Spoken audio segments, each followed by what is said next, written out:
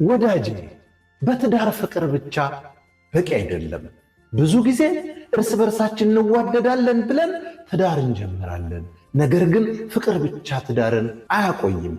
ፍቅር መጀመሪያ መሰረት ግን አይደለም። ፍቅር ከስሜት ይጀምራል፣ ግን ትዳር በውሳኔ ይቆያል። ስሜት ይቀየራል፣ ነገር ግን ቃል ኪዳን አይቀየርም። ዛሬ ከፍ ያለ ስሜት ነገ ዝቅ ሊል ይችላል። ስለዚህ ትዳር በስሜት ብቻ መመስረት አደገኛ ነው።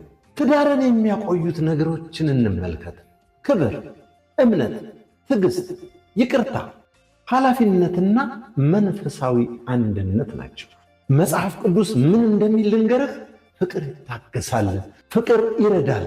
ይህ የሚያሳየው ፍቅር ስሜት ብቻ አይደለም፣ ባህሪ ነው፣ ትዕግስት ነው፣ መታገስ ነው። እውነተኛ ፍቅር ሲኖር ክብር ይኖራል። ክብር ሲኖር መተማመን ይኖራል። መተማመን ሲኖር ትዳር ይጠነክራል። ስለዚህ ወዳጄ በትዳር ፍቅር ብቻ በቂ አይደለም። ፍቅር ከእግዚአብሔር ጋር የተያያዘ መሰረት ሲኖረው ብቻ ይጸናል። ፍቅር ይጀምራል፣ ነገር ግን ቁርጠኝነት ያቆያል። ተክሉ ተመስገን እንዳዘጋጀው፣ በለጠ ሸቴ ዘሀገረ ኢትዮጵያ እንዳቀረበው